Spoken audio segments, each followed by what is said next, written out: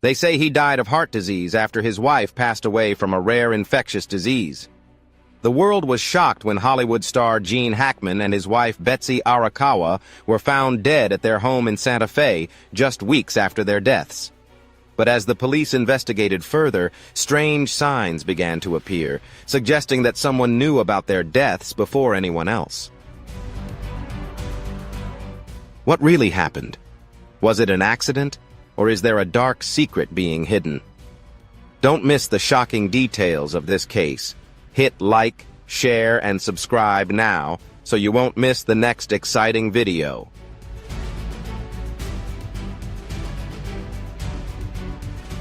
They said he died from heart disease after his wife passed away from a rare infectious disease. The world was shocked when Hollywood star Gene Hackman and his wife Betsy Arakawa were found dead at their home in Santa Fe, weeks after their deaths.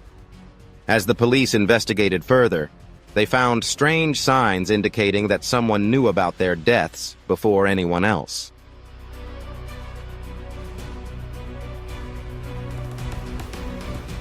Leslie Ann is now the center of attention. She is involved in something much worse than anyone thinks. What has she been hiding, and how far has she gone to conceal the truth? The answers may shock you.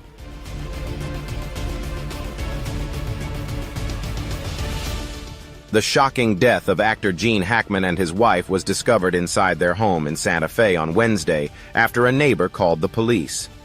The house was quiet, the door slightly ajar.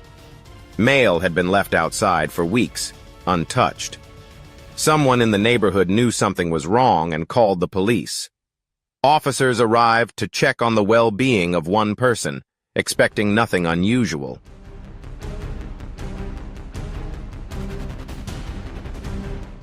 Inside, they discovered something very strange. Gene Hackman's body was found near the kitchen, slumped in an unreasonable way. He hadn't touched the sunglasses that lay next to him as if they had just fallen from his hands. Betsy Arakawa's body was found in the bathroom.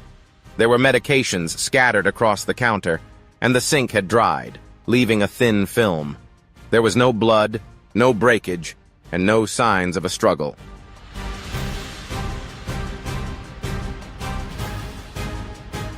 Two healthy dogs were running around the house while one lay dead in a problematic crate. The bodies were not fresh. The skin had clung to the bones, and the decomposition had slowed. It was time to begin embalming. The police discovered that Gene and Betsy had been dead for weeks. The air inside the house was stale and had not been moved for a long time. Food had long disappeared, sitting on the counter, giving the feeling that time had stopped.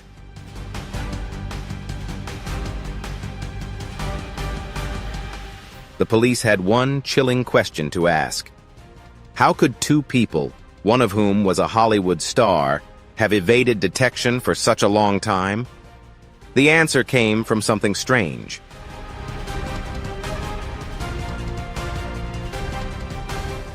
Gene Hackman's pacemaker recorded the final action it performed.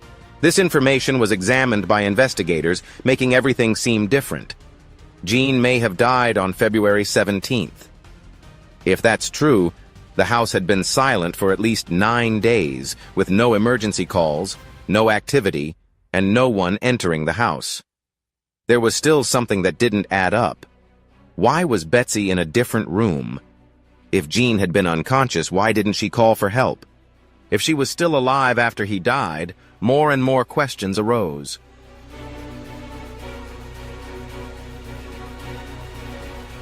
There was a small gap in the door, and someone had been there before the police arrived. Did someone intentionally open that door? The lab report showed no carbon monoxide overdose, not an overdose. There was no clear cause of death, nothing more to investigate. Then, something new was discovered that made the case take a different turn.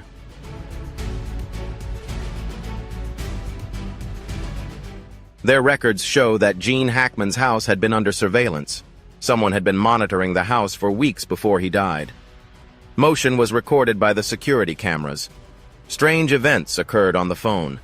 GPS tracking records revealed some unusual trends before the police arrived. Someone knew what had happened. Surprisingly, the digital trail led straight to that person, Gene Hackman's daughter.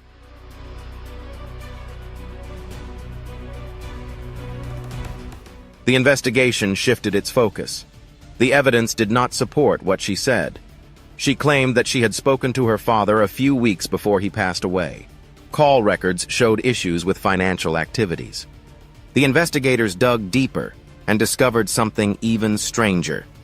There was more to his death than just his passing, involving documents related to Gene's estate, which had been altered before he was found. Before it could even be confirmed that he had died, someone had already tried to take his money.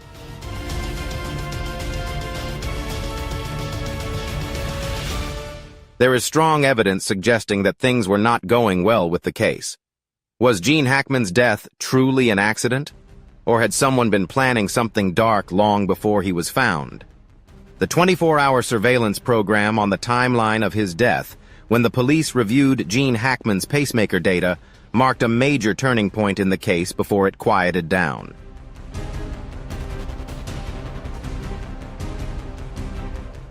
The device recorded a final movement, clearly from the heartbeat sensor, when everything stopped. Everything changed on that day. Investigators searched for signs of life after that day. They reviewed his phone records. No calls, no texts, no web searches. His financial activities had stopped. No bank logins, no credit card purchases. It seemed like he had just vanished.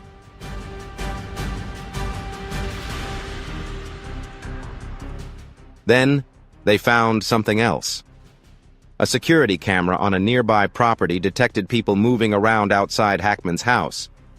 There was a shadow near the door, and a car had been parked on the street for hours. Inside the house, motion sensors detected strange behavior.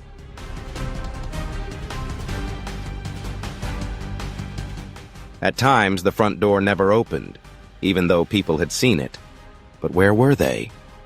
The police reviewed Hackman's home security system, and the logs indicated something was wrong before he died. The doorbell had been turned off and on multiple times. No break-ins, no emergency calls. Yet something was off. Every day, Hackman did the same thing. Each morning, he walked his dog at the same time, checked his mail, and paid his bills. His life was very routine and easy to plan. Then suddenly, nothing happened.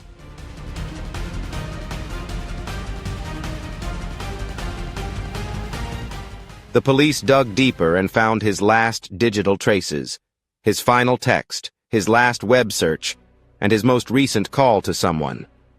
Each call ended quickly, with no warning, no goodbyes. Then, another clue appeared.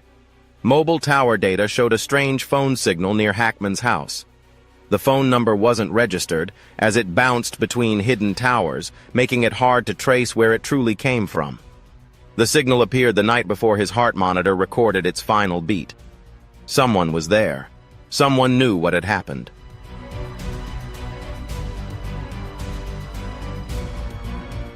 Betsy should have called for help if Hackman had health issues, but there were no calls. Why didn't she leave the house if she was still alive after he died? Why didn't she tell anyone? The police reviewed her bank records from February 16th, and there was only one small transaction. It was minor and didn't seem to mean much, but now we see it as just a digital footprint, a sign of life before everything went dark that day. Hackman and his wife both passed away. The real question is, who had been watching them?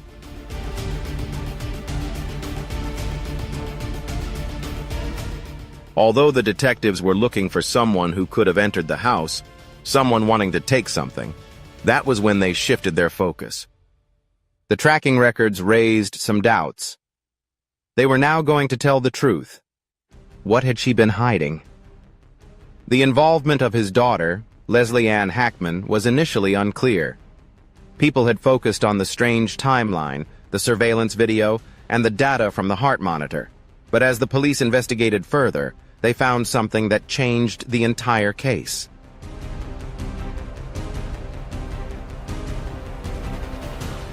The police stated that the last time she spoke to her father was weeks before his death. Everything seemed fine, with no signs of concern or strange behavior. But when the police reviewed the call logs, they found no calls, texts, or anything else. The last time she was seen or spoke to her father was much earlier than what she had claimed. The events didn't support her story. Investigators also examined her bank records. They expected business transactions and normal spending habits, but instead, they discovered something strange. Instead, she had been talking about her father's fortune before.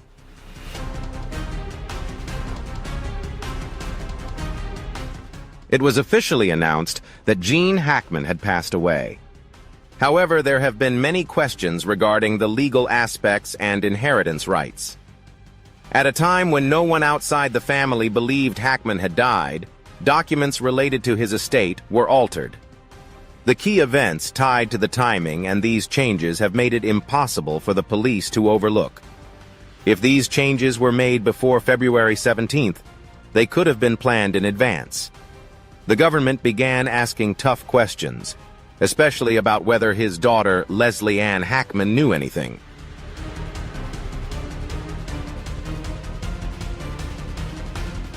The daughter, when pointed out contradictions in her testimony, became defensive.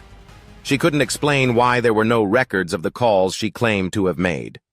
Additionally, she couldn't explain the financial transactions linked to her name. Another strange fact discovered was that Hackman's estate had been discussed with a lawyer at the exact time his pacemaker recorded its final movement. However, no one publicly stated that he had died at that moment. What do you think about the contradictions in her testimony and the strange financial transactions linked to Hackman's daughter? Share your thoughts in the comments and don't forget to like, share, and subscribe to catch more captivating cases ahead.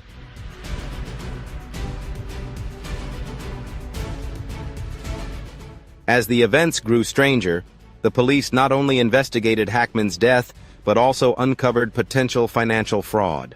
Every discovery pointed to deception, and it was clear this wasn't just an accident.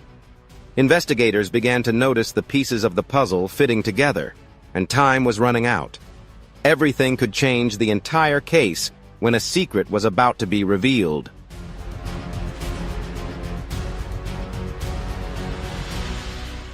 When the autopsy report came back, the police did not answer any questions, but instead provided additional information about the condition of Hackman and Betsy Arakawa's bodies.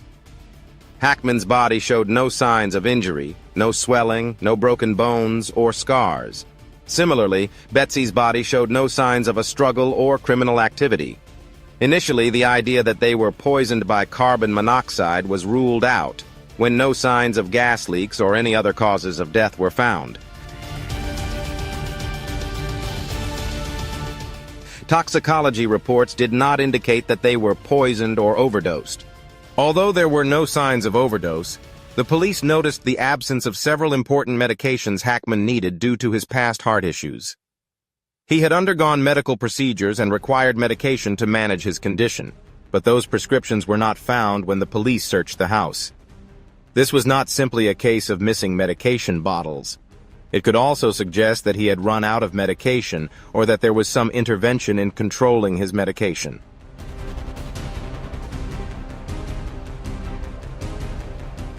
Hackman's medication should have shown evidence that he had taken more, but there were no pills. There should have been more medication in the house if he had stopped taking them, but there were none. It seemed as though they had been deliberately taken. Investigators began considering a chilling possibility. What if Hackman's death wasn't caused by something external to him, but by something much more covert?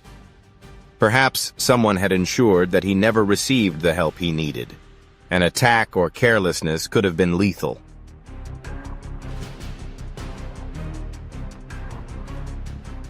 The autopsy report indicated that the same could have happened if someone had stopped him from taking his medication, halted his medical treatment, or allowed his condition to worsen without any intervention. It wasn't a fight. It wasn't a shock. It was just a slow, inevitable decline. Authorities then examined the pills around Betsy. Why didn't she take them if she was in pain? Why didn't she call for help? Maybe she wasn't strong enough to do anything, or perhaps something or someone made sure she couldn't act.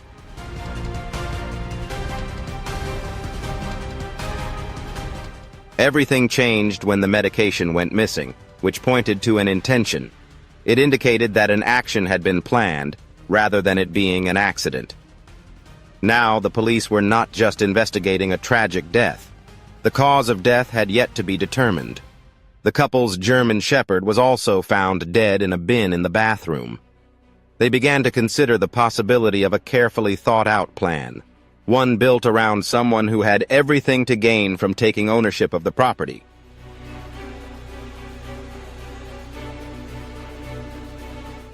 The litigation began almost immediately, and the battle for Gene Hackman's estate started. His wealth, accumulated over decades of success in Hollywood, was now entangled in lawsuits. Even before his death, investigators had discovered suspicious activity related to his assets. But when they reviewed his will, they were truly shocked. There were blank pages, and important information had been altered before Hackman was officially declared dead. Someone had tampered with the documents, and it was inevitable that Leslie Ann Hackman's name appeared throughout the records.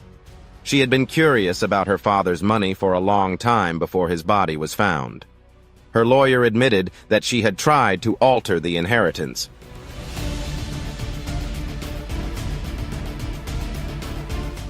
The documents showed something she wasn't supposed to do. However, the papers and transactions indicated that someone had been preparing for the transfer of assets for a while. Currently, a will had been drawn up by the police, reviewed, altered, and sent to a lawyer for consideration while Hackman remained missing. It was clear that Leslie Ann was involved. Were they clever? Or did she already know her father was dead? Legal experts disagreed on the changes. Some believed the changes were made to secure a larger portion of the inheritance, while others suspected widespread fraud.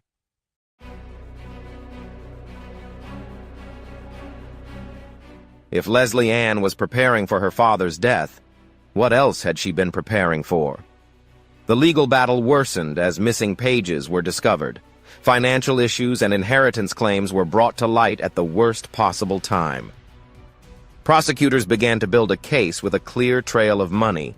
This story was about more than just state rights. It was about lies, greed, and how far someone would go to obtain wealth. As the case went to court, Leslie Ann Hackman was about to hear a verdict she wasn't expecting.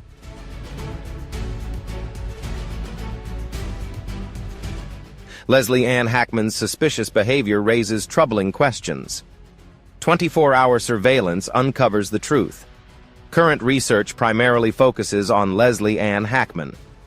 Too many red flags have been raised by her involvement in the real estate battle. The police need to know what happened, so they've kept an eye on her 24 hours a day. Every move is being tracked. Every phone call, email, and financial activity is being scrutinized. What they found made them feel terrible.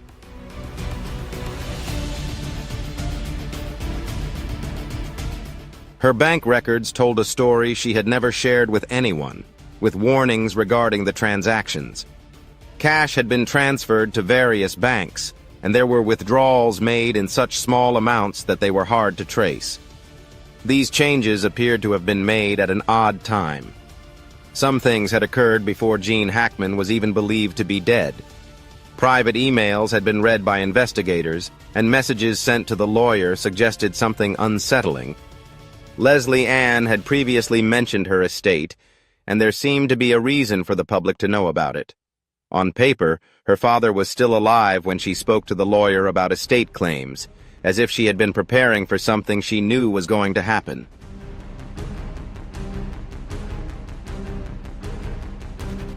Even more information was provided through phone records. The timeline showed she had spoken with financial experts, transferred assets, and tried to push legal proceedings while everyone still believed Gene Hackman was alive. She had done things that only made sense if she was certain her father was no longer involved. The bank payments with no footage were the most incriminating evidence. A forensic audit revealed a large sum of money had quietly been transferred into personal accounts. Some of these transactions had been moved to foreign banks, making them harder to trace.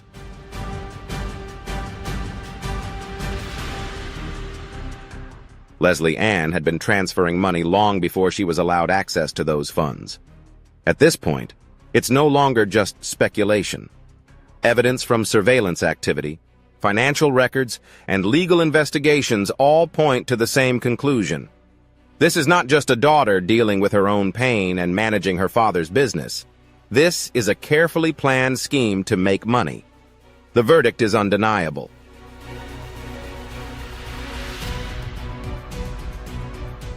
Evidence shows that someone was involved with bank records, surveillance footage, and altering legal documents before her father was officially declared dead. Leslie Ann Hackman had planned to make money. The investigation uncovered a pattern of lying, fraud, and obstruction. It was time for justice to be served. They called the police, and she was arrested, charged, and immediately jailed. The prosecutors wasted no time. The case moved through the court system like a carefully crafted puzzle, with each piece showing how she attempted to deceive the system.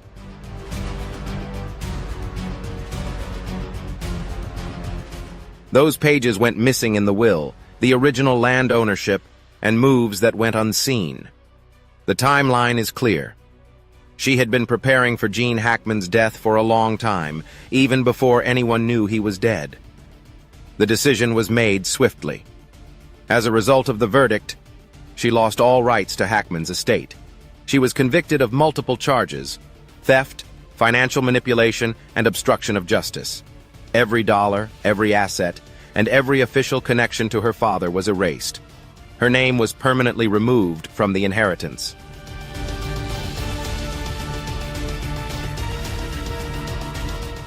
She had set everything up. She had a plan. But then it all crumbled right before her eyes. Now, there's nothing left. No money, no claim to her father's estate. Goodbye, forever. But even after the verdict was delivered, there were still questions.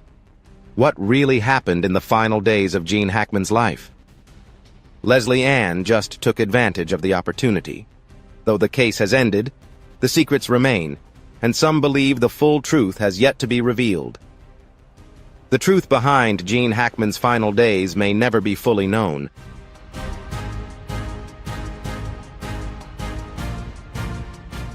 What do you think really happened to Hackman's massive fortune? Let us know in the comments. Don't forget to like, share, and subscribe. I no longer trust some people, those I once loved and cherished.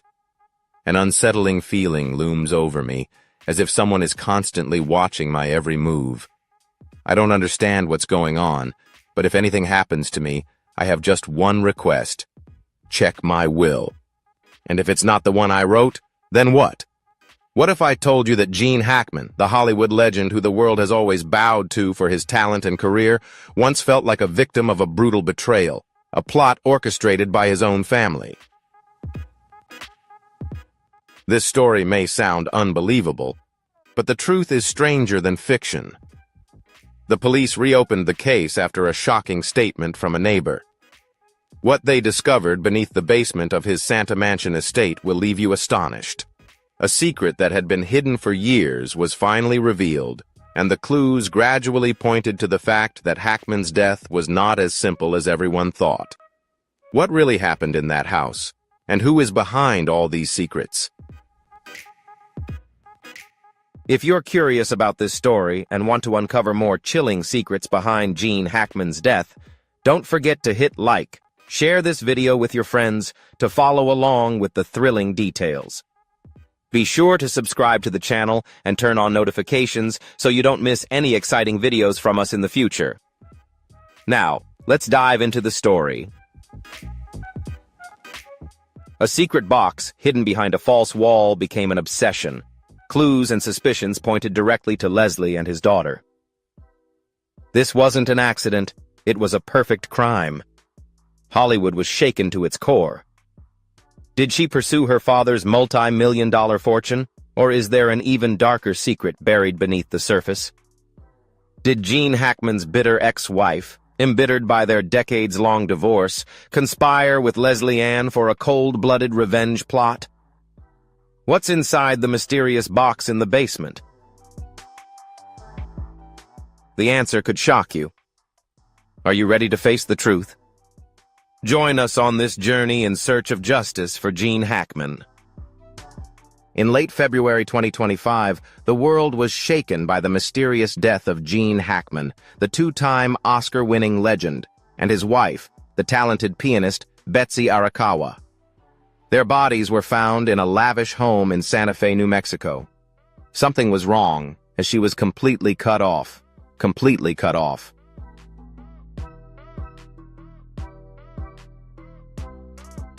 Although the authorities initially provided an official cause of death, the persistent mystery surrounding their passing left the public restless. Questions about their death remain unanswered. Just when the case seemed to fade in the collective sorrow of the fans, new witnesses and evidence unexpectedly surfaced, forcing the police to reopen the investigation. A sealed wooden box filled with handwritten documents and a USB drive containing recordings made by Gene Hackman in the days before his death were discovered.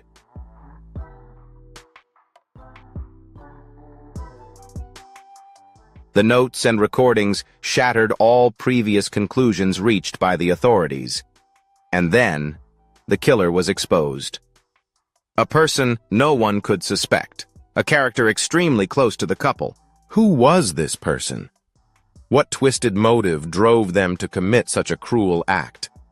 What dark secrets are hidden in that mysterious wooden box? Join us as we begin an exciting journey to uncover the truth, from a seemingly natural death to a cleverly orchestrated murder plot by the last person anyone would imagine.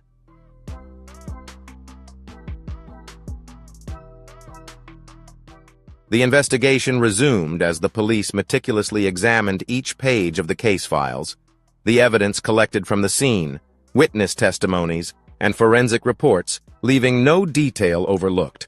They hunted for abnormalities, unresolved questions, and clues that slipped through the cracks.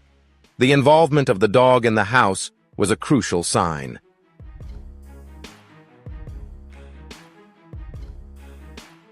A major breakthrough came when detectives obtained footage from security cameras and nearby homes, faint shadows of figures running around Hackman's house in the days following his death.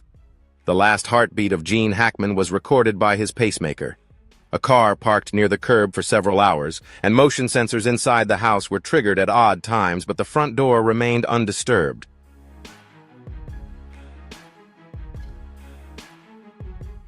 A sharp young officer proposed a theory, quickly agreed upon by the whole team.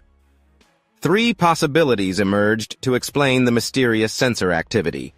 First, the movements of the 2 surviving dogs might have triggered the sensors when they passed through the living room or near the windows.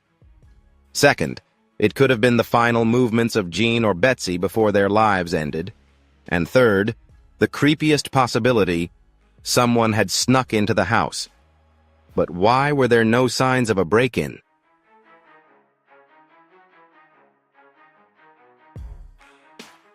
The police meticulously analyzed and ruled out the first 2 theories. The movements of the dogs and the final actions of the victims couldn't explain the strange patterns in the sensor data or the bizarre circumstances of their deaths. The theory that the dogs triggered the sensors was dismissed upon realizing that if Gene and Betsy had died, the surviving dogs would have behaved differently, instead of wandering through unrelated areas of the house.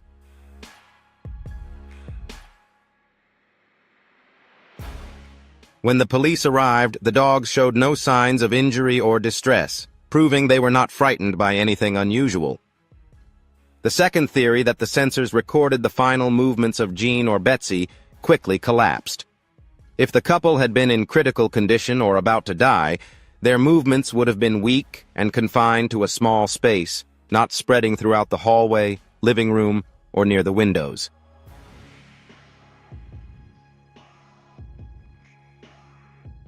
The widespread activation of the sensors indicated purposeful movement, not the staggering steps of someone on the brink of death. Depending on the cause of death, they might not have had the chance to move much. For example, a sudden attack could have rendered them helpless before they could react. This made the theory of an intruder the most plausible possibility.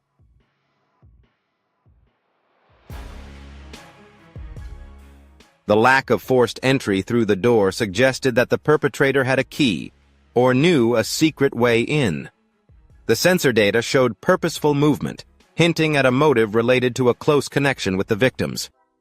With this revelation, the investigation suddenly shifted focus to those closest to the couple, with Leslie Ann Hackman, Gene's second daughter from his first marriage, immediately coming under suspicion.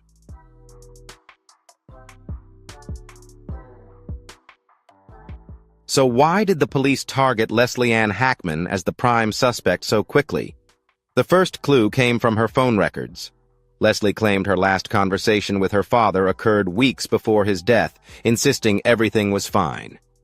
But the evidence painted a completely different picture. The phone log showed no calls, texts, or voicemails between father and daughter for several months. Then, a financial bombshell dropped. Just days before Gene Hackman's death, someone had accessed his sensitive financial documents. Pages were missing signatures, misaligned, and Leslie's name appeared repeatedly. She had initiated legal steps requesting account details and made shady moves to redistribute the assets.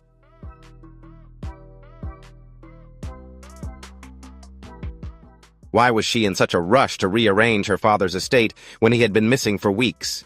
She was also in Santa Fe during that time. Security footage from local stores confirmed her presence, despite her firm denial to the police.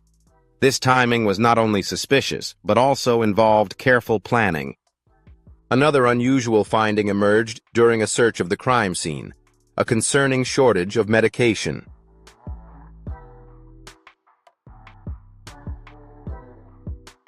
Gene Hackman, with a history of heart disease, was supposed to follow a strict medication regimen to manage his condition, but when the police searched the house, they found no prescriptions. This wasn't a case of misplaced medicine. If the medication ran out, there would have been additional orders, but there were none. If he had stopped taking his medication, there would have been leftover medicine, but there was none. It appeared the medication had been deliberately removed. If you were surprised by this story, leave a comment with the number 1, and if not, leave a comment with the number 0. Now, let's continue this intriguing and mysterious story with us.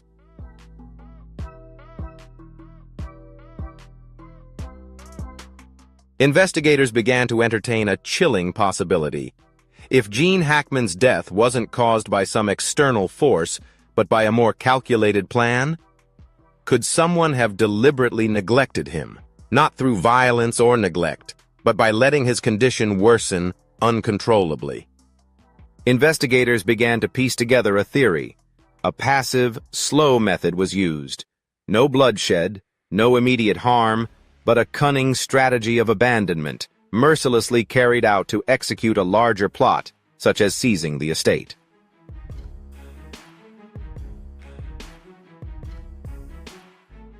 Inside the sealed box were dozens of handwritten notes, many with precise dates, along with a sealed package labeled Top Secret, containing a password-protected USB drive. When digital experts cracked it, they discovered voice recordings of Gene Hackman himself. Despite his fatigue, long pauses, and labored breathing, his voice remained sharp and clear in the recording from 6 months ago.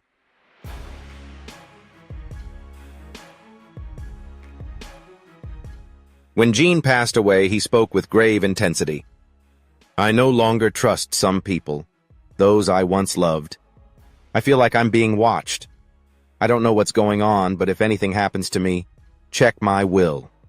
It's not the will I wrote." Forensic analysts confirmed the authenticity of the USB recording, which also contained a scanned copy of an alternate will, detailing clear instructions to transfer his entire estate to Betsy, establish a scholarship fund, donate to charity, and leave nothing to Leslie Ann. Even more damning, this document was signed, dated, and witnessed many months before his death.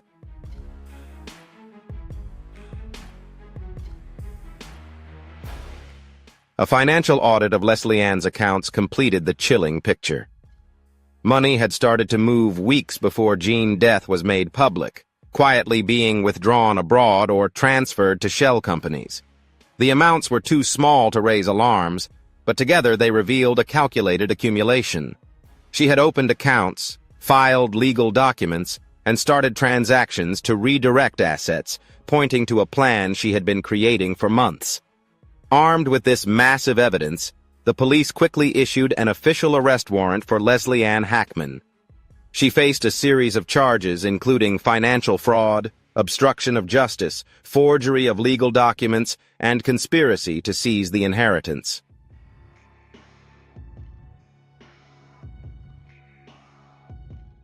In court, prosecutors revealed a chilling timeline spanning several months.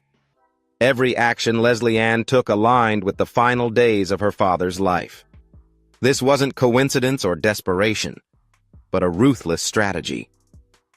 The court delivered a swift and accurate verdict. Leslie Ann was convicted on multiple charges, stripped of any claim to Gene Hackman's estate. All the money she had withdrawn was seized and redirected to charity activities that Gene had quietly protected throughout his life.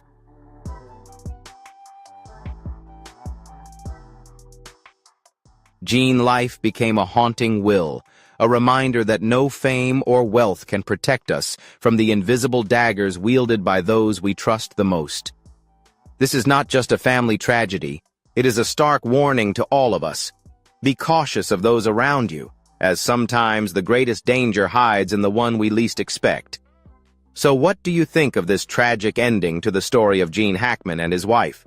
Gene Hackman spent his life delivering unforgettable performances to the world, but his final role seemed to be one he never signed up for. The victim of a crime orchestrated by his own daughter.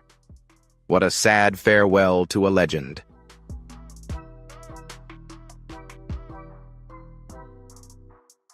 Gene Hackman has closed today's video. We want to sincerely thank you for staying with us and supporting our channel. What do you think about Leslie? Does she feel remorse, or are there still secrets waiting to be uncovered? Leave your comment below. If this story intrigued you, don't forget to hit like, subscribe, and share the video with everyone around you. See you in the next videos. Betsy Arakawa, wife of Gene Hackman, was not supposed to use her phone on February 12th. Initial reports confirmed that she passed away on February 11th, but phone records indicate something else. A call, contradicting the theory, showed up as a missed call. Who answered it? Authorities now admit that the timeline of her death has been completely disrupted, making all previous theories hard to comprehend.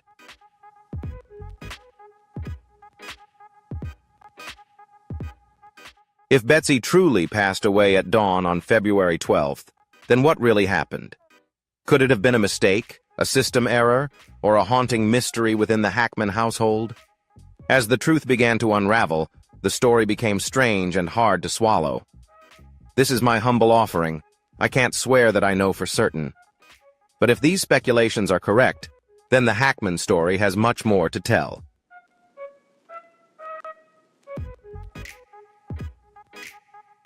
If you're curious about the passing of Gene Hackman and Betsy Arakawa, and the mysteries behind their deaths, don't forget to hit like, share this video, and leave a comment below to let everyone know. Be sure to subscribe to the channel so you don't miss out on any fascinating videos. Now let's dive into the mystery and solve these questions together.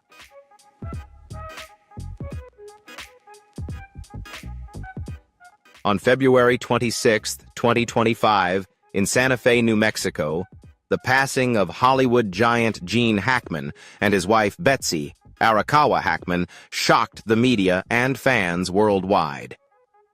It all began simply. Betsy was said to have overcome the rare illness of hantavirus pulmonary syndrome on February 11th. A week later, Gene also passed, no longer in pain from heart disease, worsened by Alzheimer's. Everything seemed to be in order.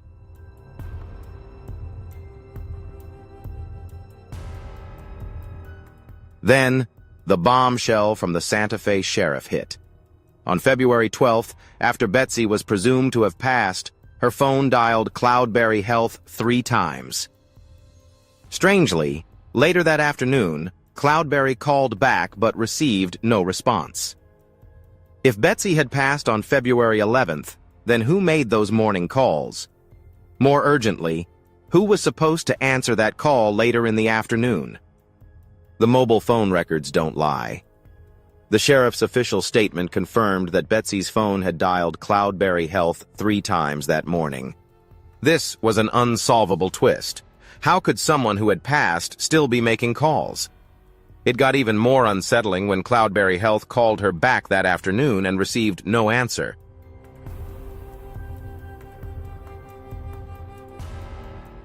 But if Betsy had passed away, why was her phone still active? Reversing the timeline. If her health records linked her passing to the 11th of February, why was there a call on the 12th? Was there a slip in the medical data? Or did someone else use her phone after a solitary call leaked? Dr. Josiah Child, head of Cloudberry Health, spoke to the Daily Mail with astonishment. Mrs. Hackman did not die on the 11th of February because she called my office on the 12th, Dr. Child said. He explained that Betsy had called on the 12th to schedule an appointment. Weeks earlier, she had inquired about getting a heart test for Gene. On the 10th of February, she had declined, stating that Gene wasn't feeling well.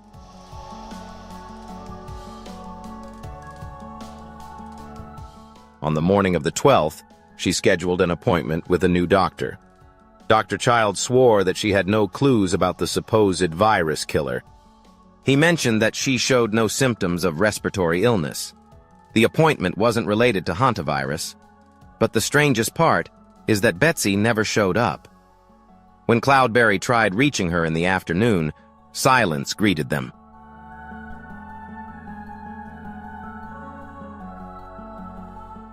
This raises major questions. If Betsy was alive that morning, why did she miss the clinic if she was supposed to have arrived on February 11th as stated? Who made the call on February 12th? The calls demand answers, the actual timeline of her disappearance. If Betsy was awake on February 12th, the funeral marking her passing contradicts the first forensic conclusions. What did she say? What happened between Betsy and Cloudberry?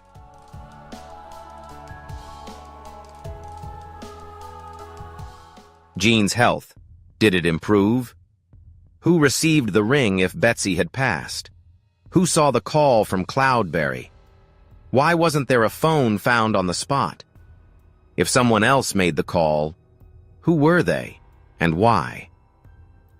How do we interpret all these changes? Does it point to a hidden story? Could something have been concealed? The mysterious calls forced the Santa Fe police to revisit Betsy Arakawa. Hackman's ending is no longer neat.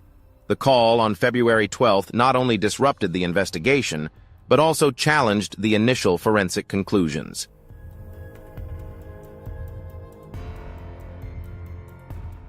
If Betsy passed away on February 11th, then why did her phone ring the following day? The sheriff's team committed to re-examining the phone records and timeline.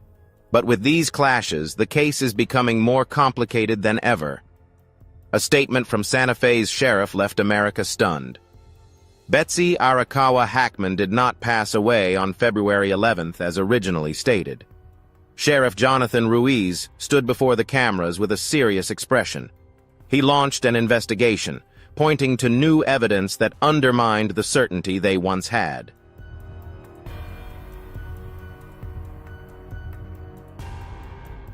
We have compelling evidence that Mrs. Hackman was still alive on the morning of February 12th. This means we must reconsider the entire timeline surrounding her death. The media remains silent. That lone statement shattered what people had believed to be the truth. Betsy did not pass away on February 11th. So what happened to prompt this shift? Dr. Josiah Child, head of Cloudberry Health, is tied to the strange call from Betsy on February 12th. Just days before reports confirmed Betsy's death on February 11th, Dr. Child was confused. Why did he hear her voice the following morning?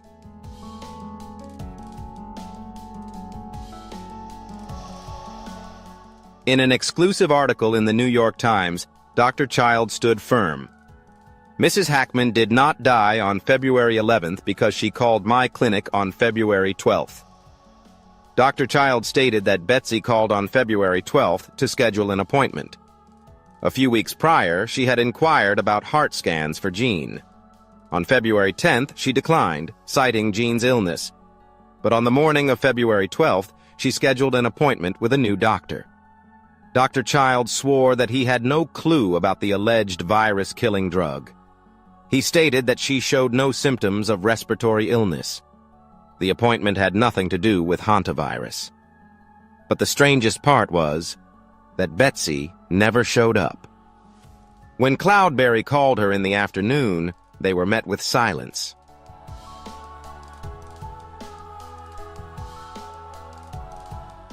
This raises big questions.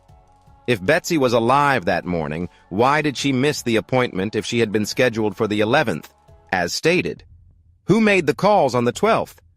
The calls demand answers. The actual timeline is unclear. If Betsy was awake on February 12th, why did her funeral occur afterward? The first forensic examination was incorrect. What did she say? And what really happened between Betsy and Cloudberry?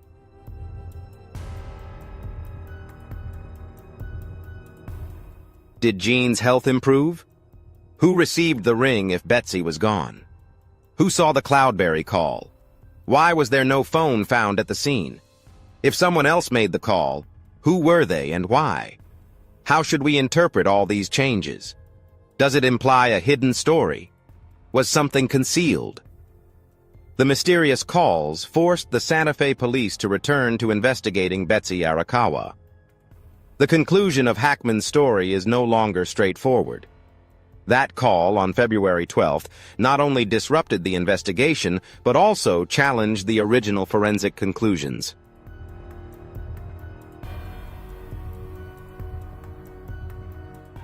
If Betsy had passed away on February 11th, then why did her phone ring the following day?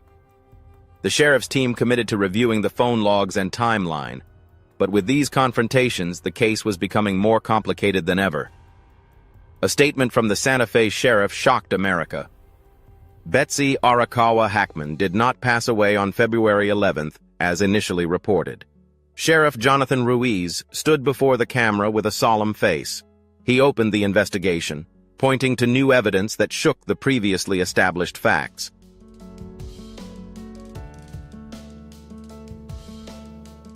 It began not as a mere decline in health, but as a mystery begging to be solved.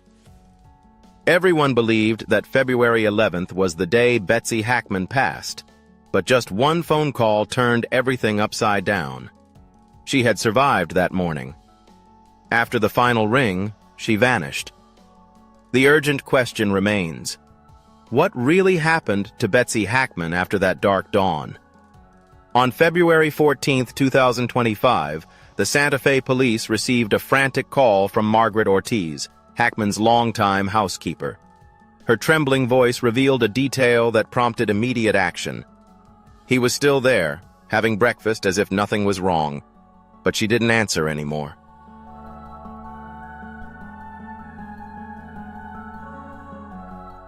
The police arrived to find Gene Hackman, the famous star, sitting quietly drinking tea, staring out the window in a daze. Nearby, in the master bedroom, Betsy Hackman's body lay undisturbed for an undetermined amount of time. The real shock came next. How could Gene Hackman live in the same house with his wife for several days without knowing that she had passed? Was he oblivious, or had he somehow suppressed the realization after Betsy discovered it? The initial forensic report indicated that she had passed at least 7 days before. Gene had been living with her without even knowing.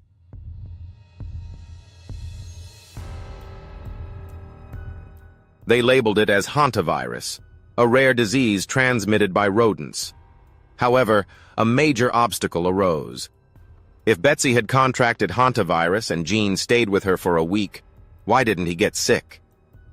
These medical experts were puzzled by the true outcome of Betsy's condition.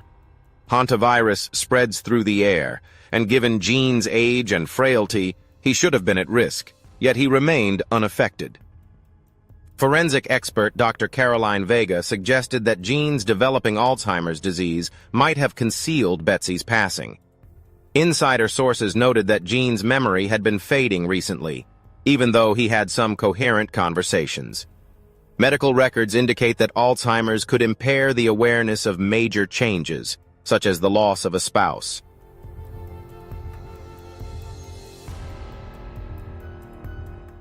However, this doesn't make sense for Gene, who had been helping Margaret Ortiz every day with preparing meals, cleaning, and sometimes chatting with Betsy. How could she have disappeared for so long that the police had to consider it? Did Gene not know, or was he being questioned? Margaret Ortiz was very worried. She said that Betsy had disappeared from her routine. She would read books in the chair every morning. After February 11th, she was gone. I asked Mr. Hackman. He said she was resting. Ortiz admitted that she trusted Gene, thinking Betsy had a minor illness. She avoided Betsy's room and just did her own work.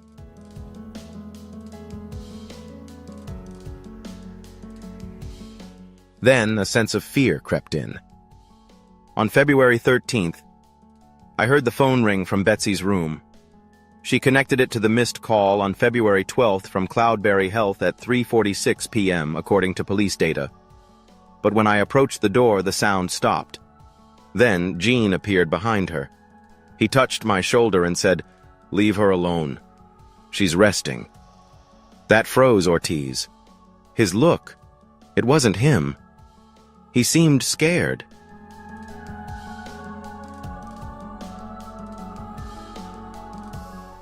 The police investigated the days surrounding Betsy to find clues.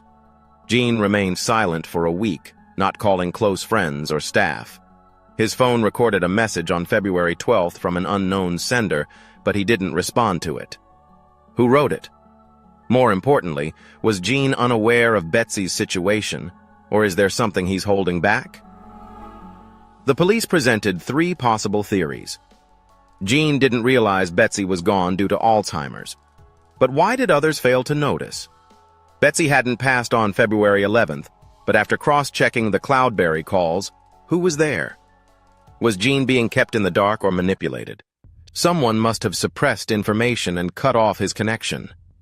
If Gene didn't know, why prevent Ortiz from entering Betsy's room?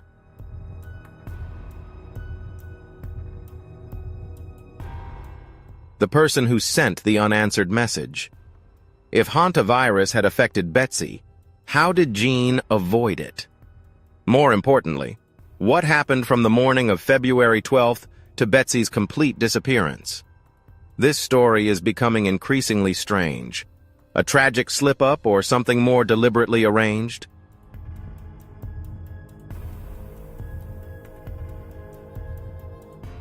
At 3:46 p.m. on February 12th, Cloudberry Health called Betsy Hackman's phone.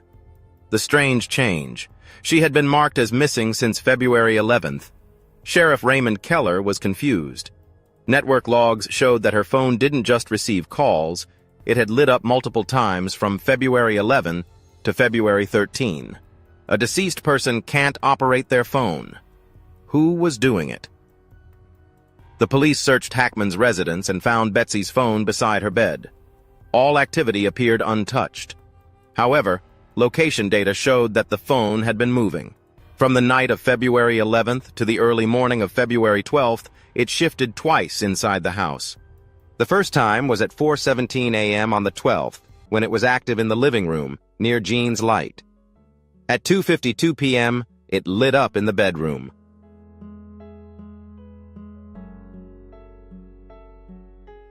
Then, 54 minutes later, the missed call from Cloudberry came through.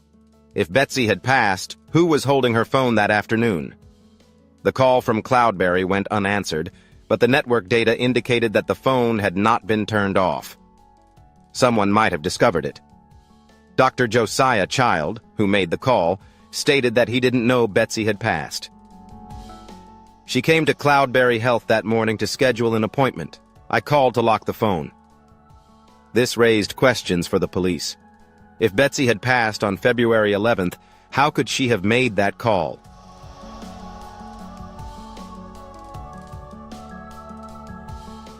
On the 12th, if the call was missed, someone must have seen it. The person who didn't answer was a stranger in the Hackman house that day. The police kept an eye on the house's security system, but Gene's assistant, Michael Henshaw, threw them a curveball. The cameras had been tampered with.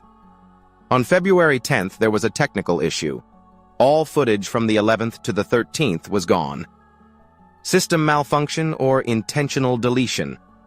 Why did it coincide with Betsy's end? No videos, no alerts about Gene or Betsy for a week. This suggests a cover-up. Who wandered inside the Hackman house on the 12th?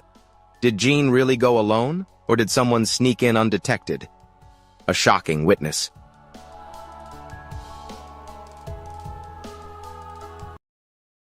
Ellen Wexler, who lives across from the Hackman house, stepped forward. On the morning of February 12th, she noticed a car parked out front. It was a black SUV. No one came or went, but it stayed there for over an hour. Footage from Easy Neighbor confirmed it. An SUV was parked at 10:35 a.m. on February 12th. A check found no trace. The SUV appeared and then faded away, leaving no sign behind. If you find this story interesting, leave a comment with the number 1, and if not, leave a comment with the number 0. Now, let's continue the story together.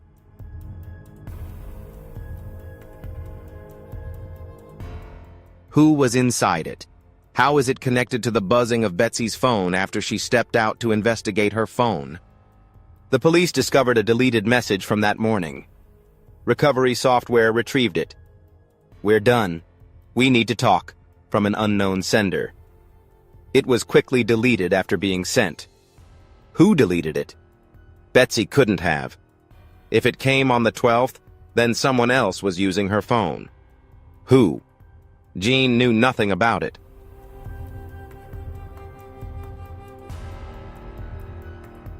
Whoever touched Betsy's phone that day was there. The more this unravels, the less it seems like a straightforward loss.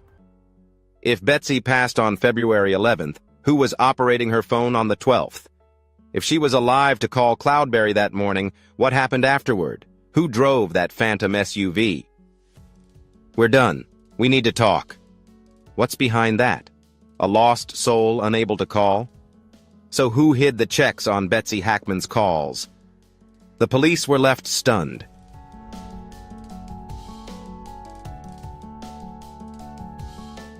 The call on the morning of February 12th from Betsy to Cloudberry Health wasn't for her. It was for Gene Hackman. Dr. Josiah Child, who answered the call, told the police she wanted to schedule a heart test for Gene. "Sticks with me?" she had asked earlier. Child's statement reshaped the perspective of the case. Betsy wasn't just concerned about Gene's health. She might have sensed something was wrong. That call on February 12th wasn't the first time she called Cloudberry. Gene's health records show that Betsy had scheduled an appointment for him earlier, on January 29th.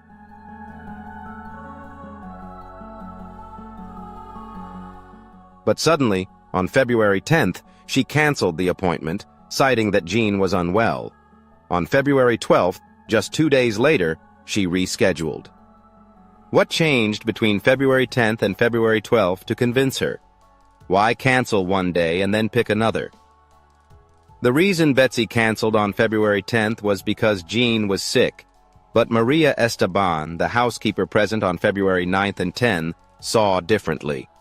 He seemed fine, having breakfast, walking in the yard as usual, not sick at all.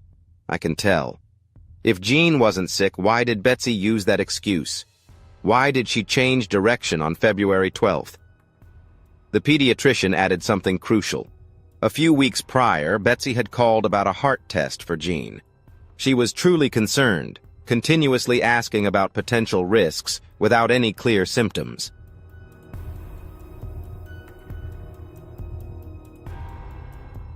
Betsy had checked Gene's heart before, but why on February 12th Did she uncover an issue with Gene's condition, or something even worse? It wasn't just his health. It was a secret digging deeper. The police knew that Betsy's Cloudberry call on February 12th had ended abruptly. The call log recorded a 4-minute, 32-second call before it was cut off. Dr. Child stated, "I was going over the test details when she said, 'I have to go now,' and hung up." There was no further questioning. Why did Betsy cut the conversation short? Did someone enter, hear something strange, or was it simply silence? A clue missed.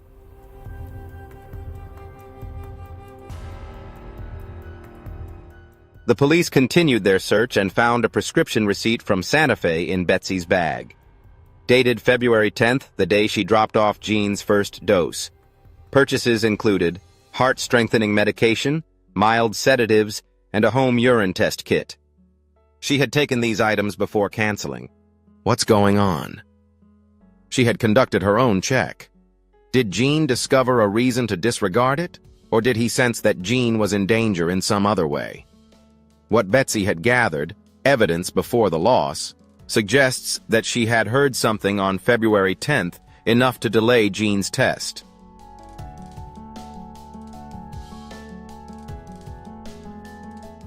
On February 12th, she reversed her schedule.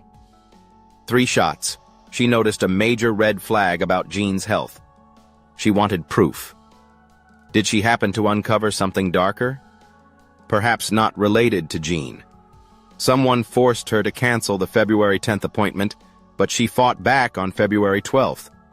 Still, Betsy never showed up. It wasn't a coincidence. Why cancel February 10th and reschedule for the 12th? What had Betsy uncovered about Gene or herself before leaving? Why did the call abruptly end? Was she being monitored or cut off at the most critical moment? Someone might have anticipated that she would miss the spot. An unsolved puzzle. Betsy Hackman set up a health check, but instead of seeing the doctor, she slipped into a strange darkness. The case continues to raise oddities. If the police instinctively feel this isn't a typical case, Betsy must have had intelligence, and someone locked that information away.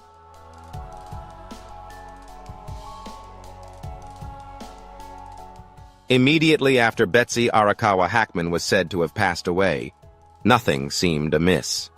An elderly woman had passed peacefully, or at least that's what everyone thought. Then, everything changed. Call logs, health records, doctor testimonies, and strange ringing noises all pointed to something different. Betsy did not pass away on February 11th as claimed. If that's true, then all the previous theories are nonsense. The strangest part of all, Gene Hackman continued for a week after. They blamed it on age, but that neat or cunning cover-up went unnamed.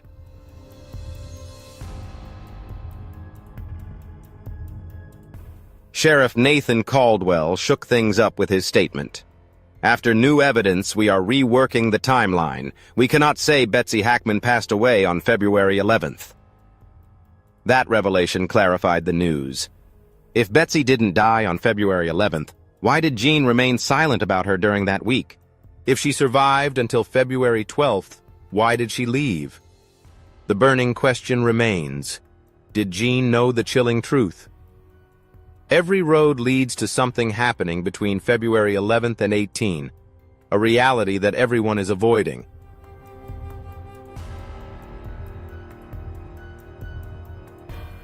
Gene Hackman passed away a week after Betsy. They said his body was frail, but digging deeper revealed oddities. Gene's autopsy report overlooked a definitive cause. No signs of major illness, no signs of a heart attack or stroke. There was nothing indicating he had been on the verge before. He simply stopped. A sudden stroke of luck, or a mystery being covered up. What had Gene kept before he left? A few noticed, Gene remained silent about Betsy's loss throughout that week. No calls from friends, no swift gestures of remembrance, no whispers from the press.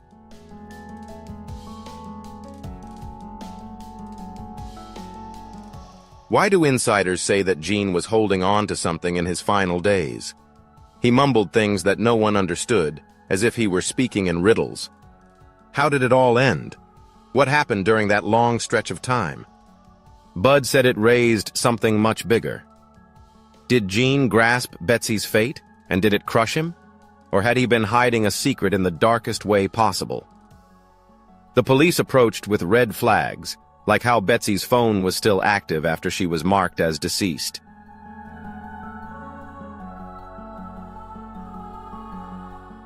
The unanswered bell from Cloudberry on the afternoon of February 12th.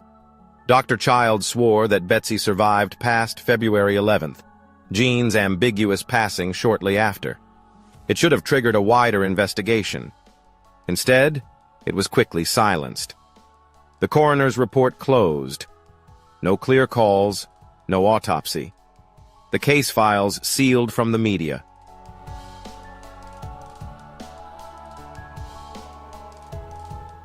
It's off. It hints at a bigger Barry.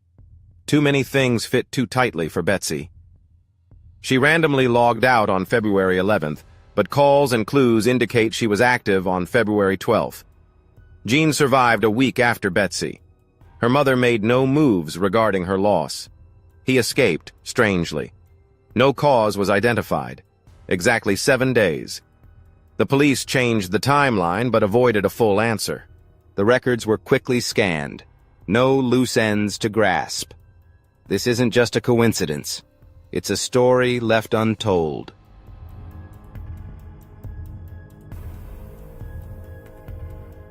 One thing is certain. Gene and Betsy Hackman had intelligence. Now, both are silent forever. The most chilling part is that someone locked that truth away. Clues have been erased, witnesses gone, the police have sealed it up, but the questions still linger heavily.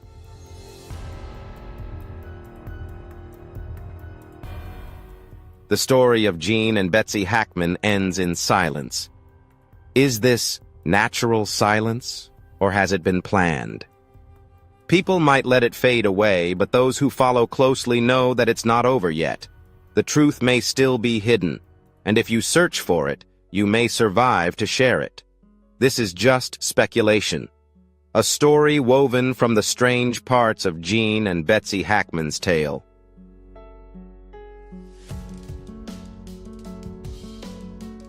It could be a pure coincidence, or a deeper truth hidden away.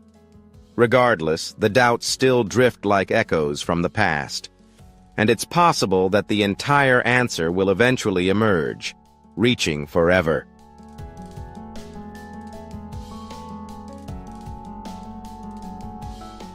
If you find this story interesting and want to learn more, don't forget to hit share this video so everyone can know about it, and leave a comment below to let us know your thoughts.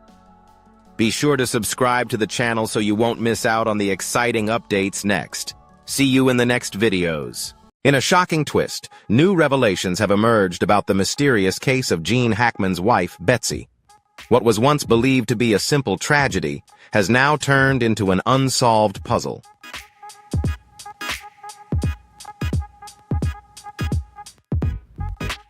A shocking phone call from Betsy just hours before her death, previously overlooked, has forced authorities to reconsider everything they thought they knew.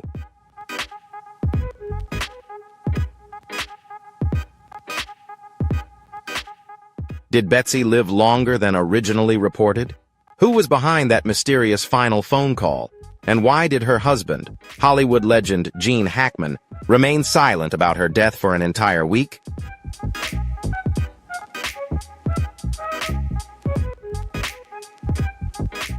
If you want to stay updated on the latest developments in this case, don't forget to hit the like button and subscribe so you don't miss any important information.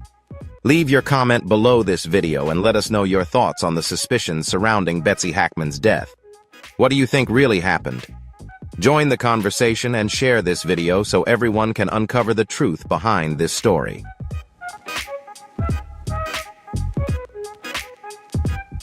On February 12th, Betsy Arakawa, wife of Gene Hackman, was supposed to be unable to make a phone call, as she was believed to have passed away the day before. However, mobile records tell a completely different story. A call that shouldn't have happened was made, and a missed call appeared on the phone screen. But who answered it? Authorities have confirmed that the time of her death was completely reversed. If Betsy was alive that morning, what really happened next? A mix-up, a technical glitch, or a chilling secret hidden within Gene Hackman's home?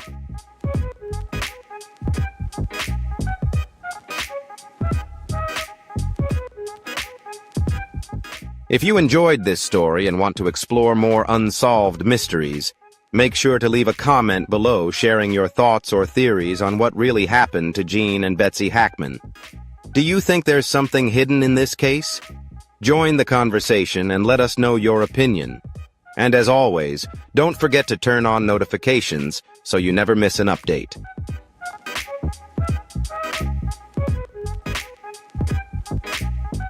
February 26th, 2025, Santa Fe, New Mexico. The passing of Hollywood star Gene Hackman and his wife, Betsy Arakawa Hackman, has shocked the media and fans worldwide. At first, everything seemed straightforward. Betsy was believed to have passed away on February 11th due to complications from a rare H-virus pneumonia syndrome. About a week later, Gene passed away, affected by heart issues and Alzheimer's.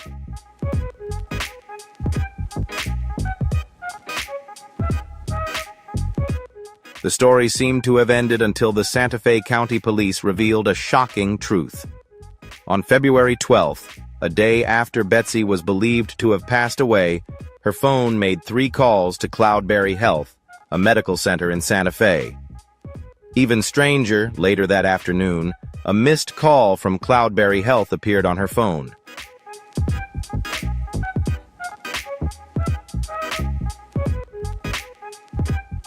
Gene Hackman, a Hollywood legend and an irreplaceable icon of the silver screen, will forever be linked to his legendary roles in films like Unforgiven, The French Connection, and many other timeless works.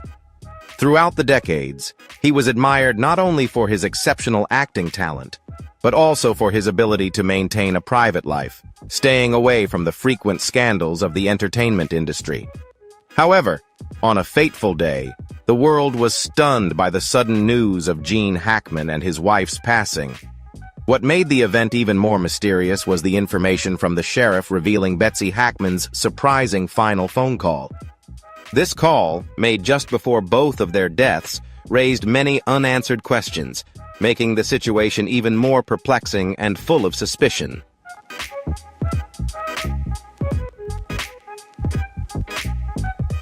A few days after this strange call was made public, Dr. Josiah Child, the director of Cloudberry Health, spoke out in an interview with the Daily Mail, adding to the shock. The doctor confirmed that Betsy had called his clinic on February 12th to schedule an appointment. Earlier, on February 10th, Betsy had canceled her appointment, saying that Gene wasn't feeling well, but on the morning of the 12th, she called back to reschedule. Dr. Child emphasized that Betsy showed no signs of the H-virus, the cause believed to have led to her death. The strangest part was that Betsy never showed up for this appointment, and when Cloudberry Health called back in the afternoon, no one answered.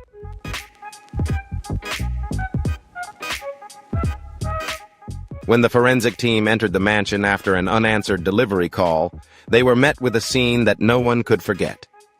Everything was cold and neat. The dining table set for two glasses facing each other, with just a few drops of amber wine left on the table. There were no letters, books, or papers, only an old tape recorder sitting amidst a pile of white napkins. The device wasn't working, untouched by anyone, but it appeared as though it was a prop waiting to be discovered by the right person. When an investigator shakily powered the recorder on, everything remained silent.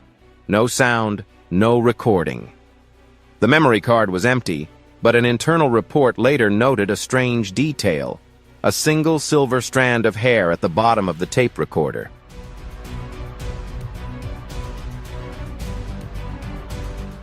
According to family stories, Gene stopped writing by hand when he turned 90 due to tremors. Instead, every night, he would turn on a tape recorder and share his thoughts, his jumbled memories of Hollywood and of Betsy. But then, one day, he stopped doing so. Betsy took the tape recorder and locked it in a safe in the bedroom, telling a close housekeeper, "This way is better." No one understood what she meant, and the house suddenly became eerily quiet. Some say that Leslie Hackman, Gene's daughter, admitted to having a copy of the recording, but her silence only fueled more rumors. Could the tape contain more than just a farewell? Could it reveal an accusation against Betsy, a secret pact, or even a desperate cry for help?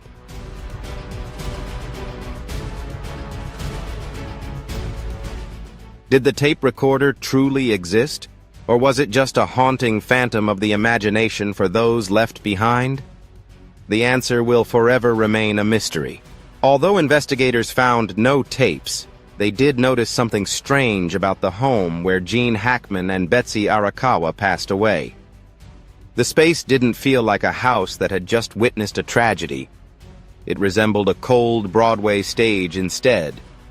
Every object, every chair, every family photo was arranged with unnerving precision, almost symmetrical, as if someone had carefully staged it all according to a script. Dim light filtered through the curtains, two glasses carefully placed on the dining table, facing each other. There was no sign of a sudden departure, but rather the backstage of a fateful play, where Gene Hackman and Betsy Arakawa were the leading actors, and fate was the only audience.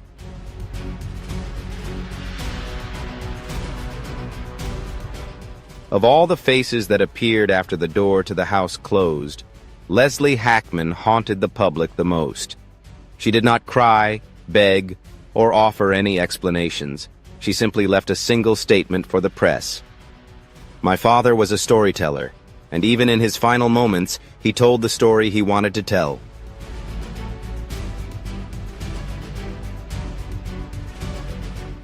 No recording, no cries for help, no horrifying truth buried beneath the glossy paint of the Santa Fe mansion. No one knows exactly what happened, and it is this silence that stands as the most chilling evidence. When the Hollywood lights faded, and the door to the mansion closed for good, people still wondered, what did Gene Hackman say on his final night?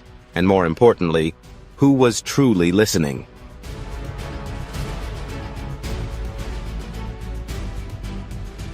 There are moments in a person's life that pass so quietly that no one remembers them.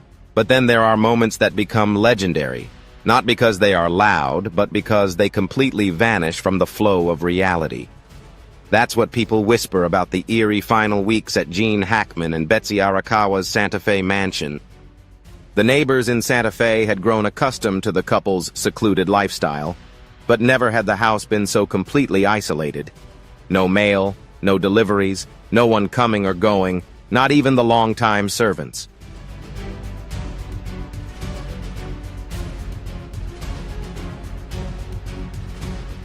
The iron gate at the foot of the hill was closed, the electronic lock always active, and the security cameras still pointed outward.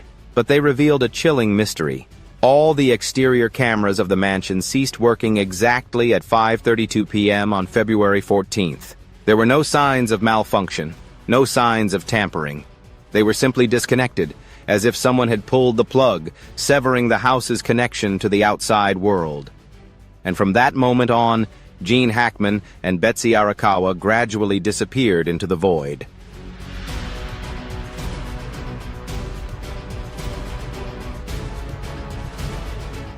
Information from the local pharmacy revealed a series of strange transactions in the 3 months leading up to the mansion's isolation.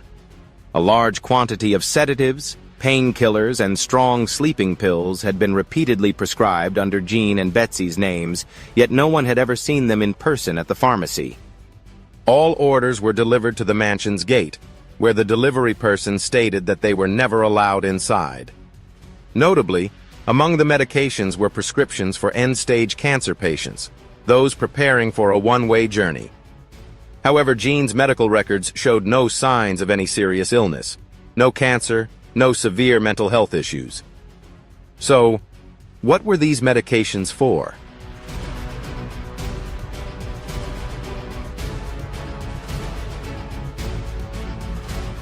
When investigators broke into the house after a missing persons report, they faced a chilling paradox. The front door was locked from the inside, the old lock in perfect condition, with no signs of tampering. Everything inside the house, from the furniture to the family photos, remained still and undisturbed. A heavy, eerie feeling enveloped the space, as if the house had frozen in time, becoming a tomb for the past, holding on to secrets that no one could decipher.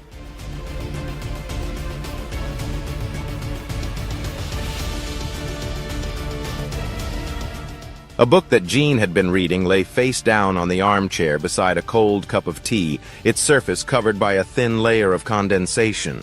Clothes were neatly folded, but had not been worn. The fridge was stocked with food, but there was no sign of any cooking for weeks. The bedside lamp remained on day and night, yet the double bed seemed untouched. These eerie weeks were not just a time of disappearance, but a thin line between life and death, a place where people exist but do not truly live.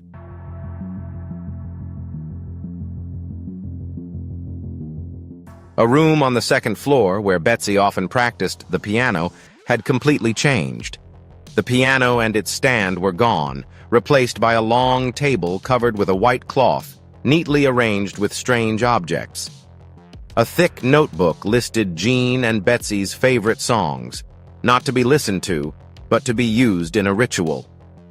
A large medicine box was divided into compartments by time, containing powerful painkillers. 2 sealed envelopes with no names on them. Everything in the room resembled a small altar, where the owners had prepared for their own departure. Every detail, every breath, showed no sign of intrusion from the outside, no violence, no trace of a struggle. All the evidence pointed to only one possibility. Gene and Betsy had locked themselves in this house, carefully orchestrating a planned exit. But why? Why would a legend, someone who once proudly walked the red carpet, an immortal icon of the silver screen, choose to disappear quietly behind the cold stone walls? What made these 2 people, who had spent most of their lives together, choose to carry out this strange ritual of self-isolation? Were they running from something, or had they turned themselves into actors in their final play, a play with no audience, only absolute silence?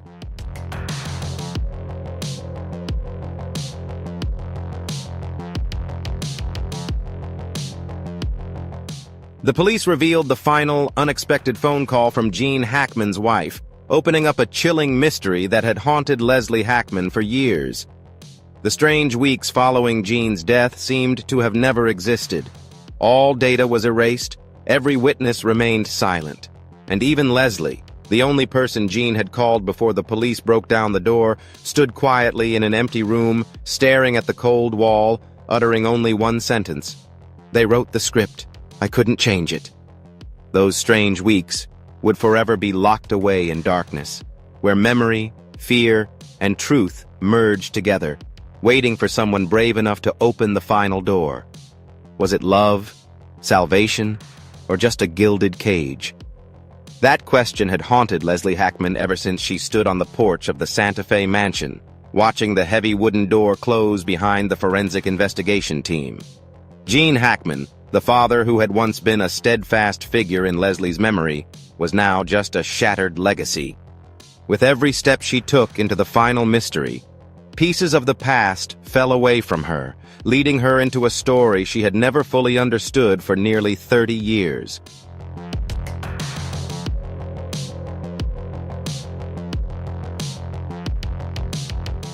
The police revealed the final, unexpected phone call from Gene Hackman's wife, shedding light on her hidden role behind the scenes.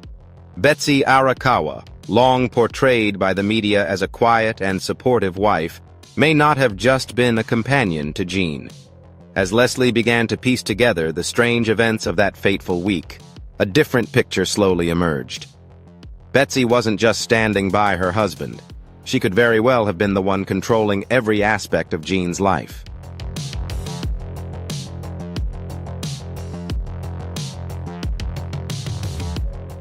Medical records from hospitals in Santa Fe and Gene's personal doctor revealed troubling details. Although Gene was still lucid enough to make decisions about his treatment, every prescription, from sleeping pills and sedatives to powerful painkillers, was written under Betsy's name. No prescription was ever directly requested by Gene. It was always Betsy who signed, picked up the medications, and held the key to the medicine cabinet.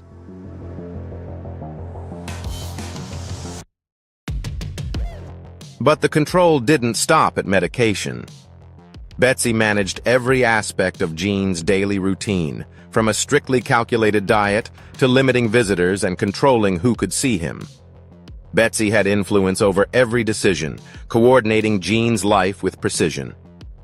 This shocking discovery revealed a dark side to what seemed like their peaceful life, a life where Betsy appeared to hold all the power.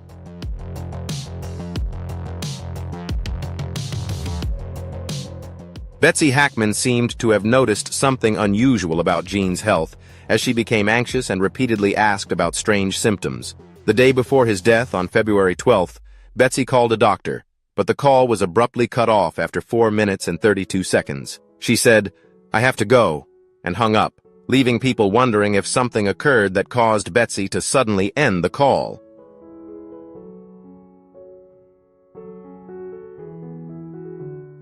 The police discovered that before canceling the appointment on February 10th with the doctor, Betsy had purchased several types of heart support medication, mild sedatives, and a urine testing kit. This could suggest that she had been experimenting with something on Gene before deciding to cancel the appointment. But why did she cancel the appointment and then reschedule it for February 12th?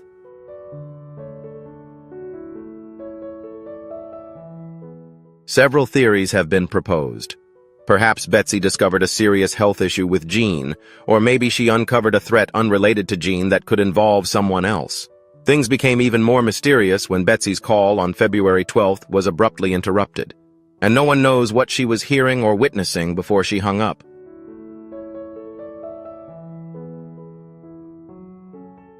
Notably, Gene Hackman, who passed away a week later, did not mention Betsy's death throughout that week.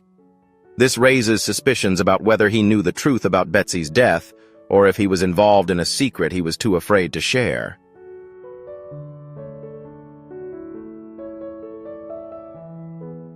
The strangeness surrounding Gene Hackman's death, with no clear signs of illness, and the fact that the police did not conduct an autopsy, only fueled further suspicion. It seemed as though the police hastily closed the investigation, with numerous irregularities in the records and related phone calls.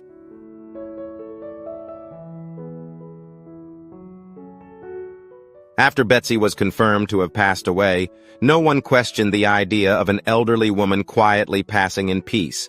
But then things started to change. Call logs, medical records, statements from doctors, and strange phone calls suggested that Betsy may not have died on February 11th, as previously thought. If that's the case, all the previous assumptions were wrong. What's even stranger is that Gene Hackman died exactly 1 week later. People say it was due to old age and declining health, but could it really be that simple? Or was this part of a carefully orchestrated plan?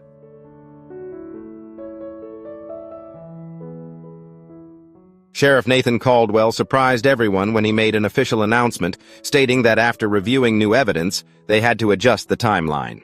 "We cannot confirm that Betsy Hackman passed away on February 11th, he said. This caused a public uproar. If Betsy didn't die on February 11th, why was there no sight or sound of her after that? This led people to question whether Gene knew the truth.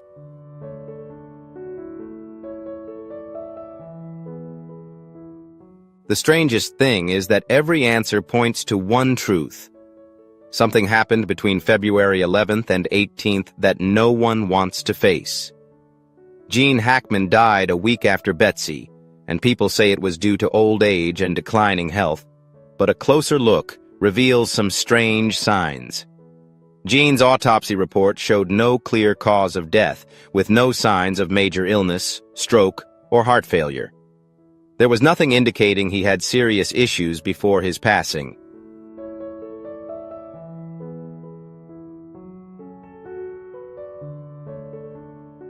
Could it be a strange coincidence? or a secret buried deep? Did Gene know something about Betsy's death? And did that cause his downfall? Or was someone forcing him to remain silent about some truth? The bizarre part is how the police handled the case. With red flags such as Betsy's phone data still active after she was supposedly dead, the missed call from Cloudberry on the afternoon of February 12th, and Dr. Child confirming that Betsy lived beyond February 11th. Gene's death a week later with no clear cause raised major questions, but all of that was quickly buried. The autopsy records were sealed. No official conclusion was made, no autopsy was performed, and the case files were locked away from the press. This isn't normal, and it suggests that something much larger is being hidden.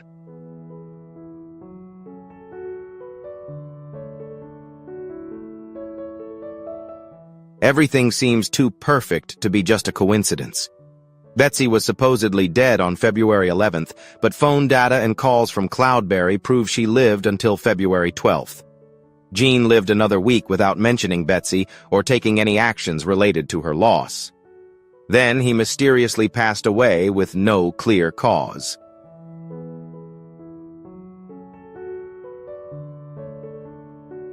The police adjusted the timeline but didn't provide a satisfactory explanation. The case files were quickly cleaned up, leaving no trace to follow. This wasn't a stroke of luck. It's an untold story. One thing is certain. Gene and Betsy Hackman knew something, but now both are gone, leaving the truth undisclosed.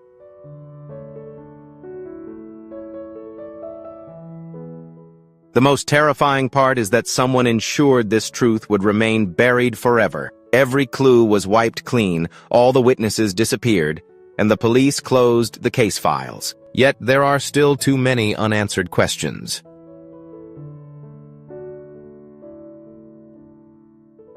The story of Gene and Betsy Hackman ends in silence. Was it a natural death or a silence deliberately created? While the public may eventually forget, those who care know that this is not the end.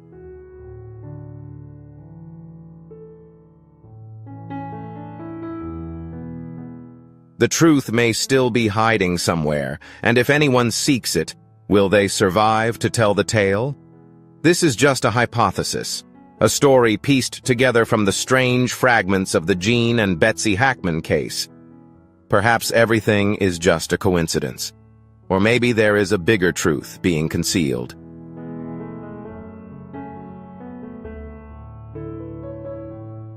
Thank you for watching today's video.